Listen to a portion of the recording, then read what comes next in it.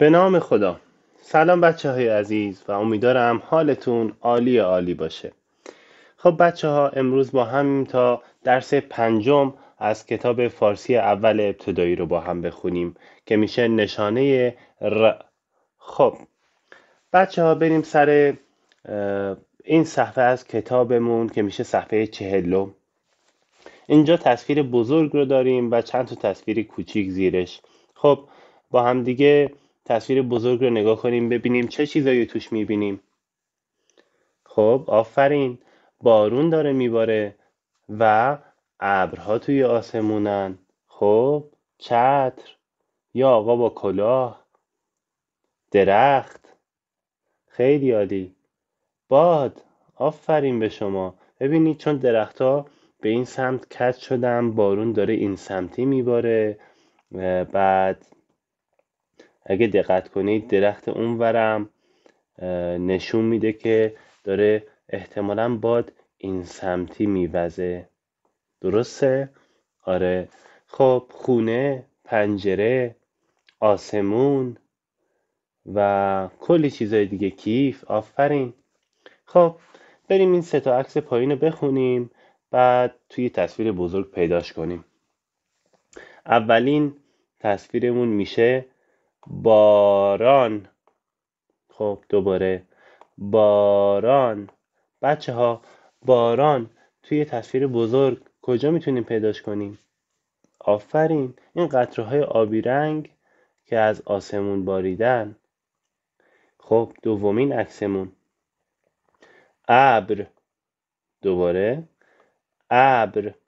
خب ابرا چی؟ ابرا رو هم گفتیم قبلا. همینجا توی آسمون کلی ابر است که ازشون باران میباره. خب و آخرین تصویر بچه ها مادر. دوباره مادر. خب مادرم که جلوی تصویر خیلی واضح چه چتر دستش گرفته و احتمالاً داره به سمت خونه میره. بچه های عزیز، خب بچه ها، در این عکس در عکس های زیر چه چیزهایی را میبینید؟ به هم بگید. مثلا این تصویر، این یکی، چی میبینید؟ یه پارکه. آفرین، بهاره. خیلی عالی. دیگه شکوفه های درخت ها، رنگ صورتی، رنگ سفید. دیگه چی؟ درخت. آفرین. خب بیایم سر دومین تصویر، این یکی، چی میبینیم؟ آسمون، ابر. آفرین. و آخرین تصویرمون که میشه ساحل دریا، شن، ابر، خورشید، آب. آفرین، همش درسته. خب بچه ها، در فیلم زیر رنگ‌های آبی چه چیزی هستند؟ می توانید صدای آن را با دست اجرا کنید؟ خب نگاه کنید بچه ها، این یه فیلمیه که صدا نداره. شما خودتون باید صداش رو با مثلا بشکن زدن در بیارید. همین الان هم میدونید که این قطره ها چی هن دیگه. آفرین، باران که از ابر میبارن. پس وقتی که شروع میکنیم نگاه کردن فیلم، با بشکن زدن صدای بارون در بیارید. خب صدای بارون.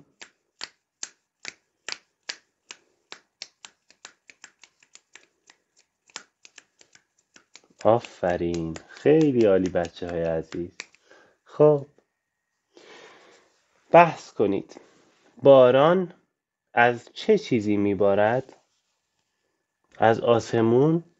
از ابر؟ آفرین، دقیقاً از ابرای تو آسمون داره باران میباره. خب باران در چه فصلهایی میبارد؟ آفرین، توی بهار، توی پاییز، حتی بعضی وقتا تو زمستون. دقیقاً. شاید بعضی کشورها یا بعضی منطقه ها مثل شمال ایران حتی توی تابستون هم بارون بباره، اما بیشتر توی بهار و پاییز بارون میباره.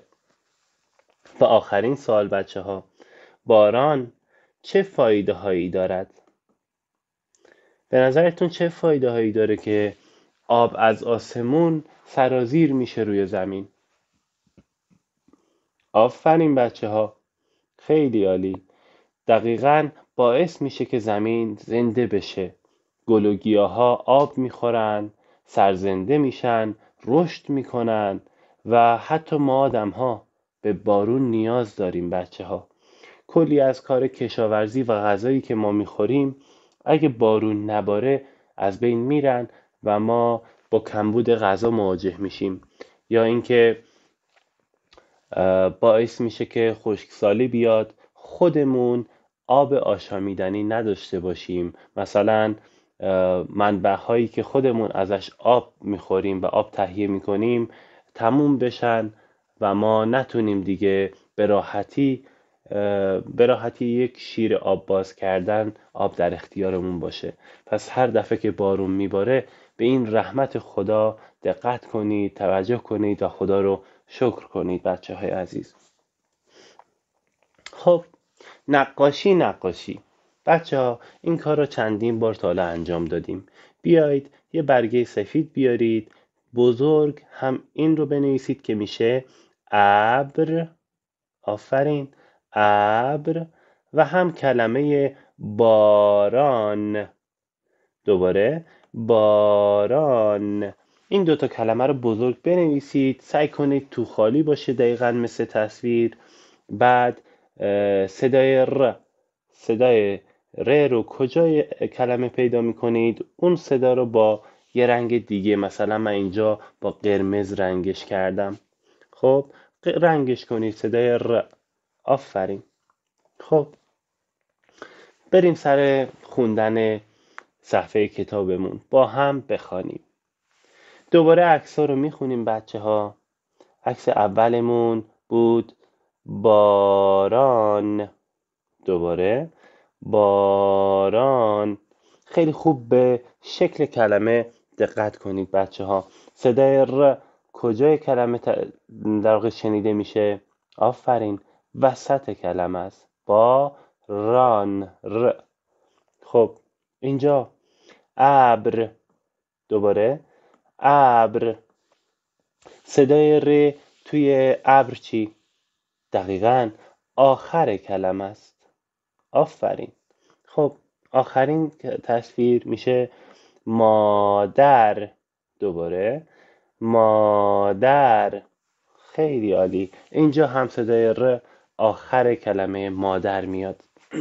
خب بریم سر جمله هامون. اولین بار من میخونم، دومین بار با من تکرار کنید بچه ها. خب باد آمد. حالا شما هم تکرار کنید. باد آمد. خب دومین خط. ابر آمد. حالا شما تکرار کنید. ابر آمد. آفرین. بریم سر خط سوم.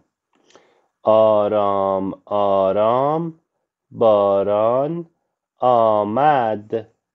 خیلی عالی. دوباره تکرار کنید با من. آرام آرام باران آمد.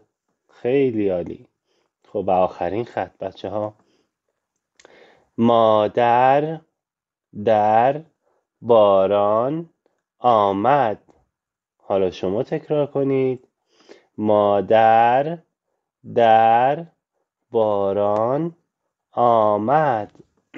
بچه ها سعی کنید از این به بعد توی کتابتون هر وقت این جمله ها رو داریم تمرینش کنید، خیلی زیاد بخونیدش، چندین بار از روش بخونید. مثلا من الان باید دیگه از این صفحه رد بشم، اما بعد از ویدیو شما میتونید برگردید توی کتابتون و همین صفحه رو چندین بار دیگه بخونید. تمرین خیلی خوبیه و خیلی بهتون کمک میکنه که بتونید روان فارسی رو بخونید بچه ها. خب با هم بخوانیم. صدای ر. صدای ر. خب این کلمه چیه؟ مادر. خب دوباره مادر. مثل چی؟ مثل ر. ر مثل مادر. ر مثل مادر. آفرین. خب و آخرین کاری که ازتون میخوام، فعالیت پیشنهادی، درست کردن ابر با پنبه و درست کردن ذرات باران با دکمه و نوشتن کلمه مربوط به هر کدام. اگه یادتون باشه همین کار رو توی چند درس قبل هم انجام دادیم. اگه اونجا انجام ندادید الان فرصتش هست که همین کار رو انجام بدید، اما اینجا ما تأکیدمون و توجهمون روی چه نشانه بچه ها؟ آفرین، ر. خب دومین فعالیتی که ازتون میخوام درست کردن کلمه ها با خمیر بازی، کلمه هایی که توی درس خوندیم و صدای ر توشون بود، بیایید با خمیر بازی درستش کنید و میتونید از یه رنگ جدا برای حرف یا نشانه ر استفاده کنید. خب این بازی رو من خودم خیلی دوست دارم، بازی نفسگیری با حرف ر. خب چطوری؟ مثلا با دوستتون یه نفس عمیق بکشید، بعد شروع کنید با صدای ر، ببینید کدوم یکیتون بیشتر میتونه این صدا رو بدون قطع کردن ادامه بده. ببینید یه جور مسابقه است که باید براش یه زمان بگیرید. خب من این کار رو با بچه هم همیشه انجام میدم. یا بازی آخر، بازی لبخوانی. مثلا یکی از بچه ها میاد با لباش بدون صدا کلمه مادر رو میگه و شما فقط با دیدن لباش بدون اینکه صدایی از دهنش بشنوید شما باید تشخیص بدید که این کلمه مادره.